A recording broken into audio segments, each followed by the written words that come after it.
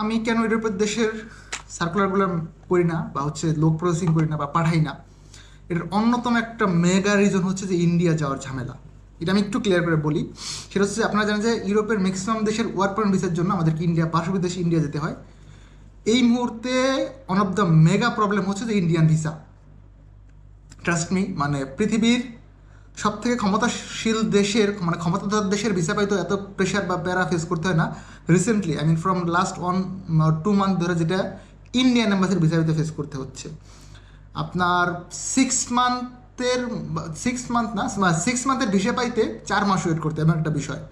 3 থেকে 4 মাস আপনার মোটামুটি লেগে যাবে, রাইট? লাইক এখন যারা অ্যাপয়েন্টমেন্ট নিচ্ছেন তারা নভেম্বরের অ্যাপয়েন্টমেন্ট পাচ্ছেন বা ডিসেম্বর। তো 2-3 মাসে আপনার অ্যাপয়েন্টমেন্ট ডেট পাবেন, এরপরে সাবমিট করবেন, সাবমিট করার পর ওরা 1 থেকে 1.5 মাস আপনাকে ঘোরাবে, মানে ওয়েটিং পিরিয়ড আর কি। এরপর আপনি ভিসা পাবেন, এবং তাও কনফার্ম না। এবং 1 ইয়ারের ভিসা লাস্ট কাকে দিছে আমার, মানে বিজনেস ভিসা ছাড়া, রেগুলার ভিজিট ভিসা আমার মনে নেই। আমি একটা সময় 1 ইয়ারের ভিসা পাইতাম। এই লাস্ট যেটা ভিসা পাইছি আমি হচ্ছে 6 মান্থের, মাল্টিপল পাইছি বাট 6 মান্থের। সো আজকে বেসিক্যালি এমন একটা দেশ নিয়ে কথা বলবো যেটা হচ্ছে যে সেনজেন লিস্টেড কান্ট্রি, বাট আপনাকে ইন্ডিয়া যাওয়ার কোনো প্রেশার নিতে হবে না, এবং বাংলাদেশ থেকে আপনি ভিজিট পাবেন। সো হ্যালো এভরিওয়ান, আসসালামু আলাইকুম, I am Rakib Khan from টিগল। Welcome to other new blog. আজকের ব্লগে কথা বলবো হচ্ছে ইউরোপের সেনজেন লিস্টেড কান্ট্রি স্লোভাকিয়ার ওয়ার্ক পারমিট ভিসা নিয়ে। এটার জন্য আপনাকে কষ্ট করে ইন্ডিয়া যেতে হবে না। ওইখানে গিয়ে 1.5 মাস, 2 মাস থেকে বা 1 মাস থেকে অ্যাপয়েন্টমেন্ট টাকা দিয়ে ডেট নিয়ে নিজের খাওয়া দাওয়া অনেক ঝামেলা। এবং আপনি যে ইন্ডিয়া যাবেন, এর জন্য যে আলাদা একটা মানে আর এক যুদ্ধ জয়, যে আর এক বিদেশে আপনি যেতেছেন হচ্ছে যে মানে সেনজেন ভিসা পাওয়া যায় যাতে তারা নিতে হবে, যেটা আপনার ইন্ডিয়ার জন্য নিতে হবে রিসেন্টলি। সো এই জন্য এই ভিডিওটা মেক করা। এবং সচেতনতা আমি একটা জিনিস বলি, যারা আপনারা ইউরোপে যাওয়ার জন্য ট্রাই করতেছেন, প্লিজ প্রি মেডিকেল নামক এই ঝামেলা থেকে বের হয়ে আসবেন। প্রি মেডিকেল করে হাজার হাজার টাকা লস করা, এটার কোনো মানে হয় না। হ্যাঁ, আপনি মেডিকেল করার টাকা আপনি খরচ করেন, এটাতে আমার কোনো অবজেকশন নাই, বাট সেটা তো আপনার কাজে লাগে। ধরেন আপনি মেডিকেল করলেন 10,000 টাকা দিয়ে, আপনার ভিসা হয়েছে বা ভিসা হইলো, তাইলে আমি বুঝবো এটার ভ্যালু 1 লাখ টাকা। আপনি মেডিকেল করলেন 2,000 টাকা দিয়ে, বাট ভিসা হইলো না, এটার ভ্যালু হচ্ছে 0। তো এটার কি অ্যাকচুয়ালি প্রয়োজন আছে? এই জিনিসটাতে আপনারা একটু ফোকাস করেন প্লিজ। আমার ইউটিউবিংয়ের অন অফ দ্য হচ্ছে যে মেগা টার্গেট হচ্ছে যে মানুষজনকে সচেতন করা, অ্যাওয়ারনেস। আমার কিন্তু মানে এই ইউটিউবের থেকে চলতে হবে বা আর্নিংয়ের বিষয় এরকম কোনো চিন্তা ভাবনাই নাই, ট্রাস্ট মি। বা বিজনেসের তো প্রশ্নই ওঠে না। মার্কেটিং কখনো ইউটিউবে এসে করি না। আমাদের মোটামুটি একটা ইনবাউন্ড লজিস্টিক্সের মতো আর কি, যে আমাদের ইন্টারনাল একটা মার্কেটিং আছে, ডিপার্টমেন্ট আছে, এবং হচ্ছে যে আমাদের এজেন্ট আছে লোকাল এরিয়াতে, তারা হচ্ছে আমাদেরকে যথেষ্ট পাসপোর্ট এনে দেয়। আলহামদুলিল্লাহ, আমাদের চলার মতো মানে এই ইউটিউবিং করে পাসপোর্ট লাগবে না। এটা আমি কখনোই করি না, আমার টার্গেট না। এবং ফোনের একটা বিষয় নিয়ে বলি, অনেকে আমাকে ফোন দেন, ফোন দিয়ে হয়তো বা পান না, এটা রিজনটা আমি বলি। Sorry, my mistake. আমি অনেক সময় ক্লাসে থাকি, আমার এক্সাম থাকে, অফিসের প্রেশারে থাকি, হয়তো সবসময় ফোনটা অ্যাটেন্ড করা হয় না। আপনারা যেটা করতে পারেন, আমি রিকোয়েস্ট করবো, একটু হোয়াটসঅ্যাপে নক করবেন। নক করলে হবে কি, আপনি আমাকে টেক্সট করে রাখেন, definitely Yule get the feedback. হয়তো টাইম লাগবে, বাট ট্রাস্ট মি, আমি সবসময় একদম আনরিড ফিল্টার করি। পিসিতে আমার কানেকশন করা তো মেসেজ আমি আনরিড ফিল্টার করে করে রিপ্লাই করি। একজনকে আমি বাদ দিয়ে নিই মোটামুটি আমার মানে স্বেচ্ছায়। দু একটা যদি বাদ পড়ে সেটা হচ্ছে টেকনিক্যাল ফল্টের জন্য, এছাড়া আমি কারো রিপ্লাই বাদ দিই না। আপনি ভাবতে পারেন কল দিলাম, ছেলেটা ভাব দেখাইলো, ফোন ধরলো না। আসলে ভাব দেখাইলাম না, আমি ধারণ করার কারণে প্যারাইছিলাম, ফোনটা ধরতে পারি না। এবং আমি এমনও পাইছি এই ভিডিওর পরে অনেকে আমাকে ফোন দিবে যে ভাই এটা ডিটেলস বলেন। ভাইয়া, আমি তো আপনাকে ডিটেলসটা বলে দিচ্ছি, রাইট? আমি ভিডিওতে A to Z বলে দিচ্ছি, শুধু 2টা জিনিস বলতেছি না। এই 2টা জিনিস কি আমি বলি, কস্ট কত টাকা লাগবে, আর হচ্ছে প্রসেসিং প্রসিডিওরটা, পেমেন্ট প্রসিডিওর। আচ্ছা, কস্টটা আমি এই জন্য বলতেছি না, আমি বলি ভিডিওতে আমি আসতেছি, আমি একটু টাইম নিচ্ছি, সরি। ধরেন বাংলাদেশের গভর্নমেন্টের যেই রুলস, এটার সাথে আসলে যায় না সাংঘর্ষিক বিষয়টা। কী জন্য সাংঘর্ষিক আমি বলি, কাতারের কস্ট গভর্নমেন্টের রুলস অনুযায়ী 1,65,000 টাকা। আপনি আমাকে বুকে হাত দিয়ে বলেন তো 1,65,000 থেকে কাতারে যাওয়া পসিবল? বা কেউ যাইতে পারছে রিসেন্টলি লাস্ট 1-2 বছরে? নো, পসিবল না। টিকিটের দাম 60-70 হাজার টাকা, কীভাবে এটা পসিবল? তো এই জন্য এই অ্যামাউন্টটা আসলে সোশ্যাল মিডিয়াতে বা হচ্ছে যে ওভার ফোন বলতে পারতেছি না। এখন সবাই যে ভালো মুভমেন্ট মেন্টালিটি নিয়ে কাজে লাগবে তা তো, অনেকে এটা নিয়ে অনেক ঝামেলা করবে, আমি জানি, বা করার লোকও থাকতে পারে। এই জন্য হচ্ছে যে আমি কস্টের বিষয় না। পেমেন্ট প্রসিডিউর আমি এখন বলেছি ক্লিয়ারলি, অ্যাডভান্স পেমেন্টের ইস্যুতে আমি কখনোই চাই না, এখনও চাচ্ছি না। পেমেন্ট অ্যাডভান্সের কোনো ইস্যু নাই আনটিল আমি কনফার্ম করছি যে আপনার ভিসাটা ইস্যু হচ্ছে। যদি আমি দেখি যে আপনার ভিসা ইস্যু হয়ে যাবে বা হচ্ছে, তখন পেমেন্ট দিতে হবে। কজ হচ্ছে আমি আপনার 500,000 টাকা একটা ভিসা ইস্যু করলাম, আপনি যখন বলবেন আমি যাবো না, আমি আপনার পিছনে ঘুরবো, এটা আসলে পসিবল না। বা অফিস ইস্যু করে না, তখন একটা ইস্যু আসে। বাট এর আগে আপনার পেমেন্টের কোনো প্রয়োজন নাই, একদম ক্রিস্টাল ক্লিয়ার কথাবার্তা। পেমেন্ট নিয়ে প্যারা খাবেন না প্লিজ। আর সব থেকে ভালো হয় অফিসে ভিজিট করেন, এসে আপনি দেখে যান, আপনার যদি মনে হয় যে ইয়েস দে আর ট্রাস্টেড, দেন আপনি প্রসেসিং করেন, নাহলে দরকার নাই। অফিস অ্যাড্রেস আমি বলেছি H79 ব্লক জি, চেয়ারম্যানবাড়ি, বনানী, ঢাকা, জনতা ব্যাংকের ঠিক পাশের বিল্ডিং, ঠিক আছে? এখানে একটা হোটেল আছে কিসমত হোটেল, এটা 3 তলায়।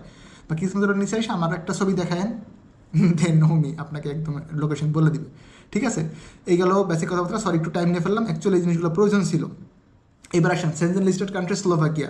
এখানে একটা ইম্পর্টেন্ট ইস্যু আছে, 3 লক্ষ টাকা জামানত ফেরতযোগ্য। 3 লক্ষ টাকা জামানত ফেরতযোগ্য। রিজনটা বলি, সেটা হচ্ছে যে আপনি ইউরোপে গিয়েই তো দৌড় দিবেন, দৌড় বুঝতেছেন তো? সেনজেন লিস্টেড কান্ট্রি, আপনার ভিসা আছে, আপনাদের যাইতে সমস্যা না। আপনি বলুন আমি স্লোভাকিয়ায় থাকবেন, আমি চলে যাবো ইতালি, ফ্রান্স, ঠিক আছে, জার্মানি, তো হ্যাঁ যেতে পারবেন, কিন্তু ওই যে 3 লক্ষ টাকা এটা পাবেন না। এই জন্যই কোম্পানিতে কাজ করতে হবে, কারণ কোম্পানি ভিসা মেয়াদ হচ্ছে 2 বছর, 1 বছর পর পর রিনিউ হবে। সো আমি বেসিক ডিটেলসটা বলতেছি কী কী লাগবে। কাজ হচ্ছে ফ্যাক্টরি ওয়ার্কার, সংখ্যা হচ্ছে 1000, মানে সরি 100, মাই মিস্টেক, সরি। তারা 100 লোক হায়ার করবে, স্যালারি হচ্ছে 900 তো বাংলাদেশি টাকায় বর্তমানে প্লাস মাইনাস 1 লক্ষ টাকার মতো ধরেন। আর একদম কম ধরলে 90, বাট 90 না, আপনারা কাউন্ট করতে পারেন 100, দ্যাট মিনস 1 লাখ। এক্সপিরিয়েন্স চেয়েছে তারা 2 বছর, এক্সপিরিয়েন্স না থাকলে হবে, ফ্রেশার হলেও প্যারা নাই, উইল সেন্ড দ্য সিভি। বয়স সীমা হচ্ছে 20 থেকে 45, আই রিপিট 20 থেকে 45 উপরে অ্যাপ্লিকেশন করার দরকার নেই, হবে না, ফাইল প্রসেসিং করেন না শুধু শুধু। অফিসে ইন্টারভিউ চলছে, দ্যাট মিনস অফিসে ফিজিক্যালি আসতে হবে, আপনার সব ডকুমেন্টস নিয়ে এসে একটু সাবমিট করে যাবেন। ছবি 8 কপি, ব্যাকগ্রাউন্ড সাদা, ম্যাট পেপারে, ঠিক আছে? ইংলিশ জানতে হবে, বেসিক ইংলিশটা মোটামুটি একটু ক্লিয়ার হতে হবে। 6 মাস মেয়াদি পুলিশ ক্লিয়ারেন্সের মেয়াদ থাকে 6 মাস, এর কম হলে কিন্তু হবে না। এবং অনলাইন পুলিশ ক্লিয়ারেন্স, বুঝতেছেন তো, লাইক দ্যাট ওয়ান, একদম ইয়েলো পেপারসে যেটা হয়, মানে ওই যে মানে অনলাইনে পাঠিয়ে দিলেন এরকম না, একদম অরিজিনালটা এসপি অফিস থেকে উঠে এনে দেবেন উইথড্র করে। এডুকেশন এক্সপিরিয়েন্স সার্টিফিকেটের ফটোকপি। এডুকেশন তো বুঝেন, SSC, আর হচ্ছে এক্সপিরিয়েন্স সার্টিফিকেট যদি থাকে এক্সপিরিয়েন্স, তাহলে ওটা দিলে ভালো। পাসপোর্টের মেয়াদ মিনিমাম 18 মাস থাকতে হবে। আই রিপিট, পাসপোর্টের মেয়াদ মিনিমাম 1.5 বছর রাখবেন। অনেক সময় পারমিট চলে আসে, পাসপোর্টের মেয়াদ থাকে না, হয়তো পারমিট আসতে 2 মাস টাইম লেগে যেতে পারে।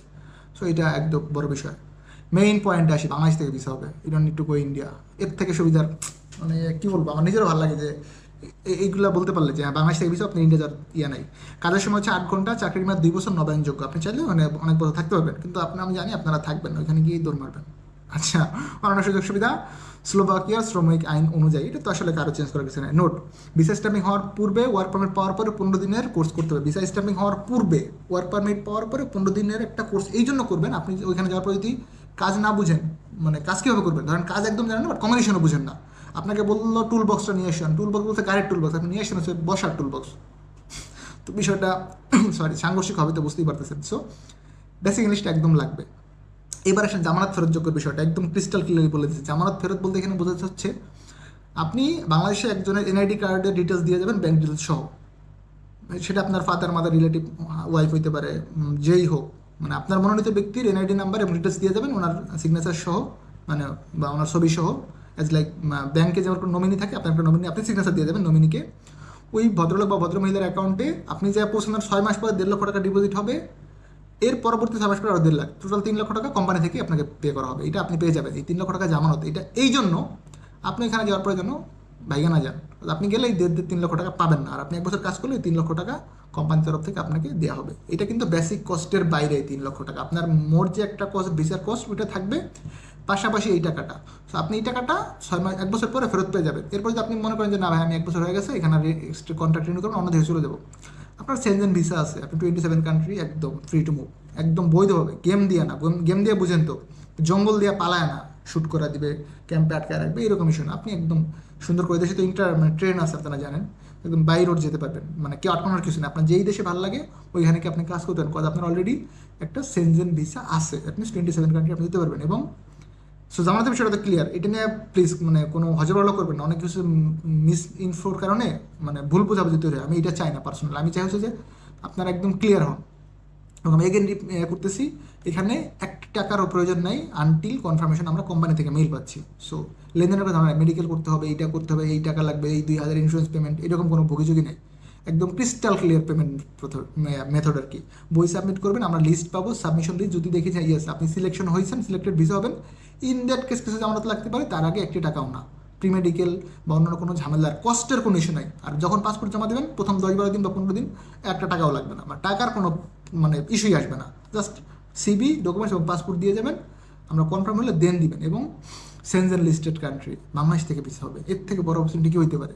কস্ট মোটামুটি ইউরোপে আপনারা জানেন কত টাকা লাগে, ওই তুলনায় ওই রেঞ্জেই, আমি একদম খুব কম সেটাও গর্ব করে বলবো না, আবার আহামরি বেশি আপনাদের যেতে খুব কষ্ট হবে এরকম না, মোটামুটি রেঞ্জের ভিতরে টলারেটেবল। আই মিন আপনি এটাতে যাওয়ার মতো ক্যাপাবিলিটি হোল্ড করেন যদি আপনি সেনজেন লিস্টেড কান্ট্রি যাওয়ার প্রিপারেশন নিয়ে থাকেন।